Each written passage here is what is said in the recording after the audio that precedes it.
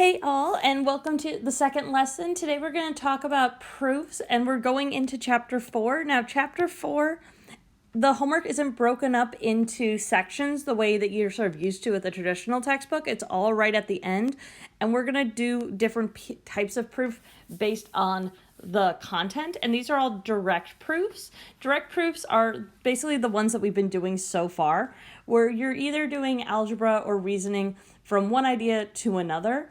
We will look at other proofs methods. If you remember anything about induction, perhaps from pre-calc or earlier classes, that's another method of proof. And we'll also look at counterexamples as a way of doing some types of proof as well.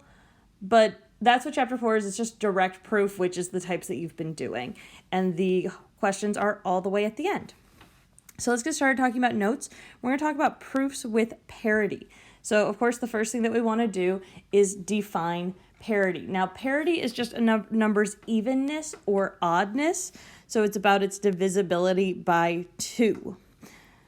So for even numbers, we're going to do our big definition. So E is our set of even numbers where x is in the integers, where x is equal to 2 times a, where a is an integer. So this is our strict definition of even. Odd, it's going to start out the same way. Odd means that it has to be made up of integers, right? A number can't be even or odd if it's like 10.784. X is an odd number when it's equal to 2a plus 1. You will also see this as 2a minus 1 sometimes. I tend to use plus just because in the algebra, it's easier to keep track of a lot of positives than keeping track of negatives. And again, a is also an integer. So those are our strict definitions of the two types of parity, which is even or odd. And there's one other important idea for direct proofs that we're going to look at, and it's this idea of closure. And the idea of closure is that a set, let's just say A, is closed or has closure for some operation.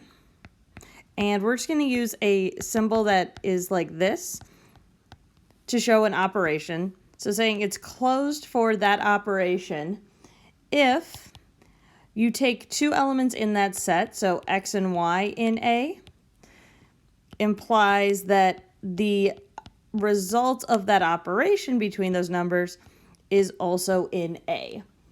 So in this case, what's going to be really important for even and oddness is that the integers are closed, are closed for addition, subtraction, and multiplication.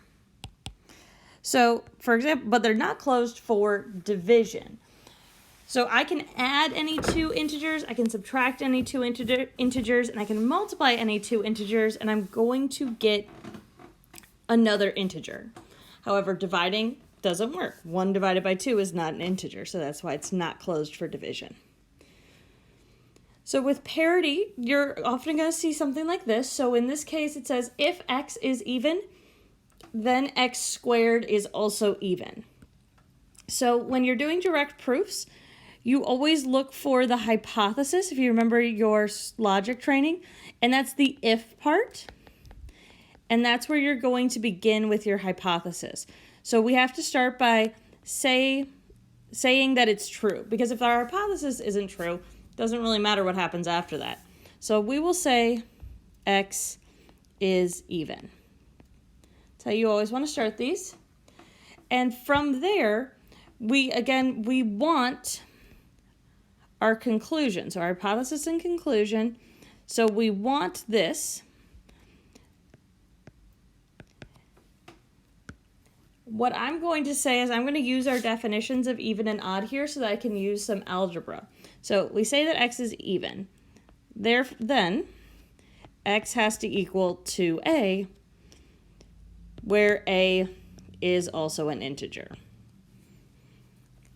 Since we're interested in x squared, I'm going to say, so x squared is equal to 2a times 2a, since it's equal to x times x. which would then could be rewritten as 2 times, and I'm just going to use a bracket here, 2 times a times a. Now here's the important bit, is since, as we just discussed, the integers are closed for multiplication, then I can say that 2 times a is equal to b, which is also an integer. Therefore, x squared is equal to 2 times b, where b is an integer. Hence, you'll use a lot of these words. You'll notice then, so, since, therefore, hence. They'll show up a lot in your proofs when you write them out. Hence, x squared is even, which is the conclusion that we wanted to end up with. Now, another important idea is that here it says that if x is even, then x squared is also even. Nicely formulated hypothesis and conclusion. We know where to start, we know where to end. That's not how every single statement will be written. So here with number 2, it says prove that x and x squared will always have the same parity.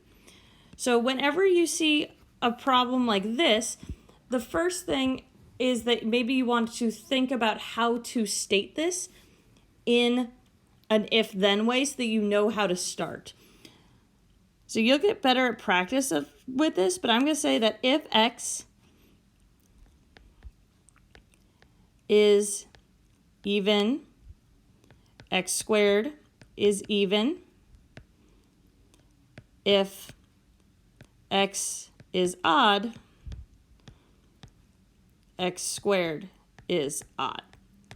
And you'll notice when it says same parity, I had to break it up into 2 statements. This is the same thing that you're going to do in proof. So this is called cases, and we've seen this before. And the idea with cases is that you do separate proofs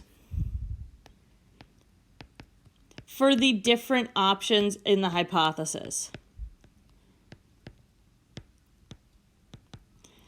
So in this case, we have 2 options. We have even and odd, so then we do 2 different cases.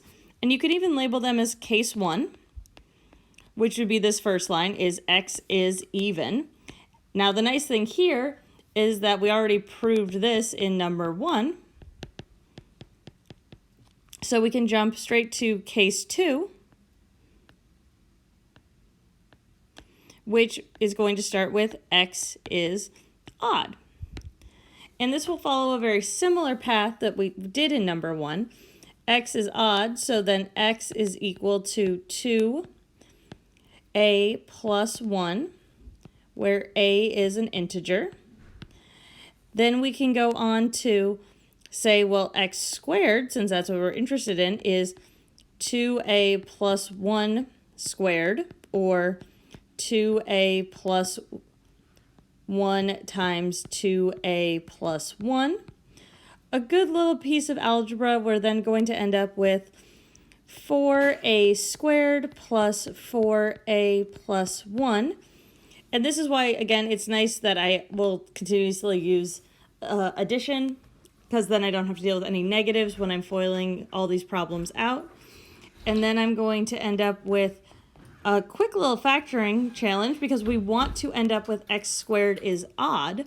So I'm going to factor out a 2 and end up with a plus 1, since that is the format of our odd numbers.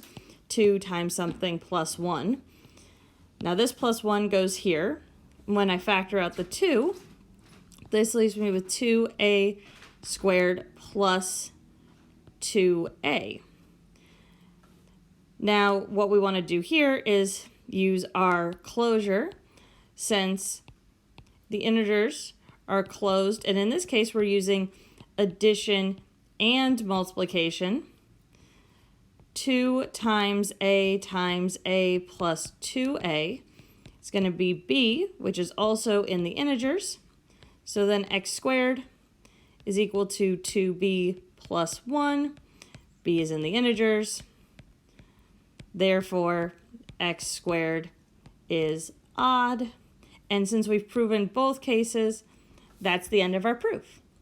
Let me know if you have any questions about parity and starting in on chapter 4.